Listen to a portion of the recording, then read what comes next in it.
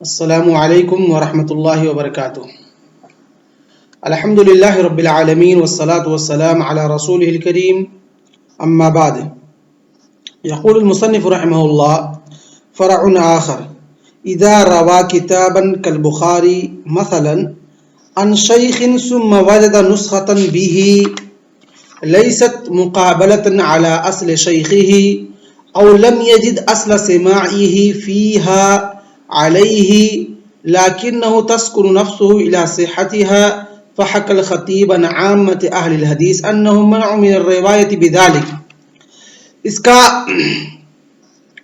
کی صورت کیا ہے؟ صورت آپ لوگ سمجھیے۔ کہتے ہیں کہ اذا روا کتابا، کوئی آدمی ہے اور وہ کوئی حدیث کی کتاب کو روایت کر رہا ہے، حدیث کی کتاب کو روایت کر رہا ہے، یعنی کہ جیسے مثال کے طور پر یہاں پہ انہوں نے ذکر کیا کہ بخاری۔ اب کوئی آدمی امام بخاری رحمہ اللہ سے صحیح بخاری سنا ہے اور اس نے صحیح بخاری کو امام بخاری رحمہ اللہ سے روایت کر رہا ہے۔ اس کے بعد کہتے ہیں ثم وجد نسخة به، اور یہ کیا ہے؟ جو کچھ جتنی بھی حدیثیں امام بخاری رحمہ اللہ سے اس نے سنی ہے اور اپنے نسخے کے اندر لکھا ہوا ہے، اس نسخے سے وہ روایت کرے، کوئی حرج نہیں ہے۔ اس نسخے سے وہ روایت کرے، اس میں کوئی حرج نہیں ہے۔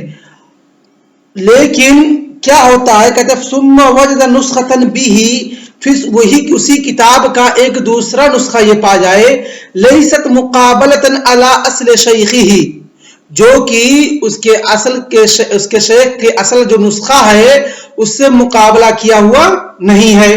اس کے شیخ کا جو اصل نسخہ ہے اس سے مقابلہ کیا ہوا نسخہ نہیں ہے، یا جو دوسرا نسخہ پا رہا ہے اس نسخے کے لاسٹ میں جو طباق السماع آپ لوگوں کو بتایا تھا کہ ایک رجسٹر ہوتا ہے، ایک فائل نما ہوتا ہے جس کے لاسٹ، ہر کتاب کے لاسٹ میں لکھا رہتا ہے، لگایا جاتا ہے کہ کون کون سے بندے نے یا کس کس راوی نے فلاں شیخ سے کون کون سی حدیثیں کس کس وقت میں کس دن سنی ہیں۔ تو کہتے ہیں او لم یجد اصل سماعی فیہا علیہ، یا وہ اپنا نام اس طباق السماع میں نہیں پا رہا ہے اس کتاب کی روایت میں، لیکن لکنہ تسکن نفسہ الی صحتها، لیکن اس کے دل کے اندر غالب گمان یہی ہے کہ میں نے یہ کتاب فلاں شیخ سے سنی ہوئی ہے، فلاں شیخ سے سنی ہوئی ہے۔ تو اس میں دو صورت بیان کیا، یہ کہ پہلی چیز جو بیان کیا کہ انسان کسی شیخ سے اس نے حدیثوں کو سنا ہوا ہے اور اس نے اپنے نسخے کو اپنے شیخ کے اصل کے نسخے سے مقابلہ کیا ہوا ہے، اپنے نسخے سے وہ روایت کر رہا ہے، اس میں کوئی حرج نہیں ہے۔ بعد میں کیا ہے؟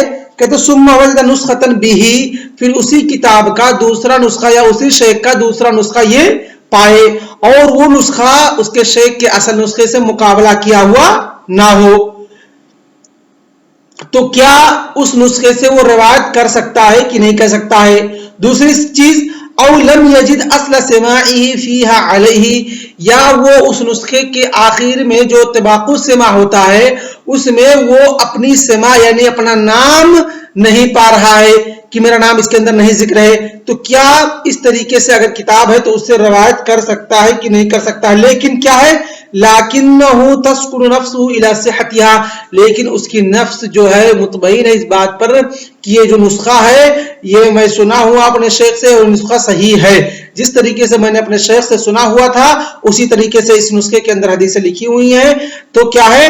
حق الخطیب عن عامة اہل الحدیث، تو امام خطیب البغدادی رحمہ اللہ جن کی وفات 463 ہجری کے اندر ہوئے، فرماتے ہیں عام اہل حدیث سے کوٹ کرتے نقل کرتے ہوئے کہتے ہیں انہم منعوا من الروایت بذلک، اگر کسی کا سچویشن کسی کی حالت اس طریقے سے ہے تو وہ روایت نہیں کر سکتا بعد والے نسخے سے، وہ ایسے نسخے سے روایت نہیں کر سکتا، یہ نہیں کہ بعد میں جو نسخہ پایا ہو اور گرچہ اس نے پہلے شیخ سے روایت کیا ہوا ہے سنا ہوا ہے لیکن وہ دوسرا جو نسخہ پایا ہے وہ نسخہ اصل کے شیخ سے مقابلہ کیا ہوا موازنہ کیا ہوا نہیں ہے، ملایا ہوا نہیں ہے، تو عام اہل حدیث کیا فرماتے ہیں کہ روایت نہیں کر سکتا۔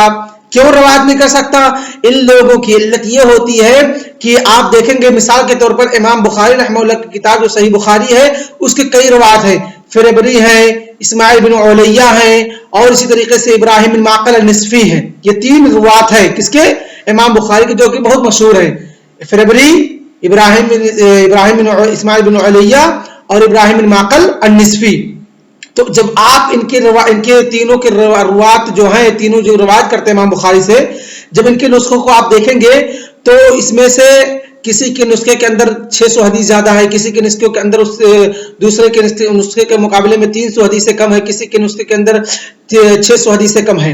तो इस तरीके से हदीसें कोई रहता है कि अपने शेख से पूरी हदीसें सुना है, कोई रहता है कि नहीं उठ के चला आया, या लास्ट में वो हदीसों को नहीं सुन पाया, कुछ हदीसें उसे छूट गई, किसी मजलिस के अंदर नहीं हाजिर हो पाया, या जिसने अपने शेख को लाजिम पकड़ा, तो हो सकता है शेख एक मरतबा जब हदीस से पहली मरतबा उसने अपने पूरे अहादीस को, पूरे नुस्खे को बयान किया हो, पढ़ाया हो, तो उससे कुछ हदीसें साकित हो गई हो, लेकिन जो लाजिम पकड़ा हो अपने शेख को, और अपने शेख को उसने कई साल तक लाजिम पकड़ा हो, उसी से हदीसें हासिल करता रहा हो, तो बाद में दूसरे से दर्स या तीसरे दर्स या चौथे दर्स के अंदर उसने दूसरी हदीसों का इजाफा किया हो, शेख ने उसको पढ़ाया हो।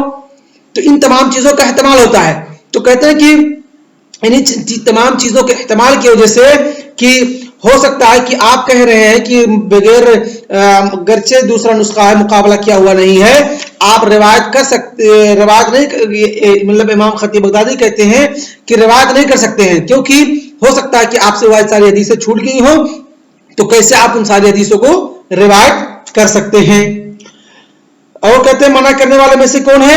वमिनहुम शेख अबू नस्र बिन सब्बाग अल-फकी वहका अन अय्यूब व मोहम्मद बिन बकर अल-बरसानी अन्नहुमा रखस फी ज़ालिक।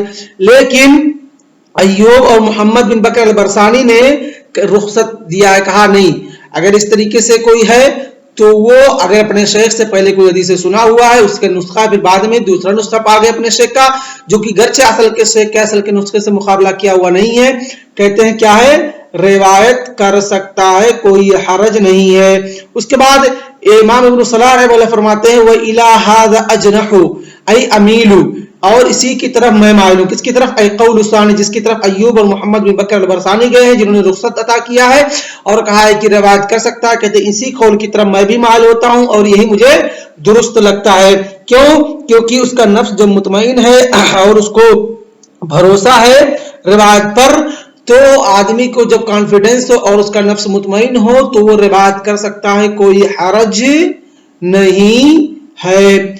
और उसके बाद वक़्त तवस्सत, और दो कौल हो गए। तीसरा कौल है वक़्त तवस्सत शेख तक़ीउद्दीन इब्न सलाह फ़क़ाला, और शेख तक़ीउद्दीन इब्न सलाह ने तीसरा कौल, तीसरा रास्ता, बीच बचाव का रास्ता निकालते हुए कहा है, या बीच का रास्ता अपनाते हुए कहा, इन कानत लहू मिन शैखिही इजाज़तुन जाज़त रिवायतहु वल हालतु हादी। कहते हैं कि नहीं, डायरेक्ट हम मना भी नहीं करेंगे और डायरेक्ट हम रिवायत करने की इजाजत भी नहीं देंगे।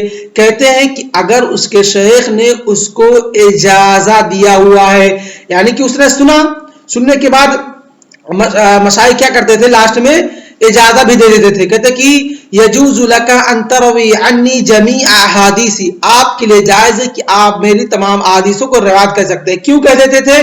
कहते हो सकता है कि किसी तालिब इल्म से कुछ दर्सें छूट गई हो जिसमें वो कुछ हदीसों में शरीक ना हो सका हो, तो उन हदीसों को रिवायत वो कर सकता है।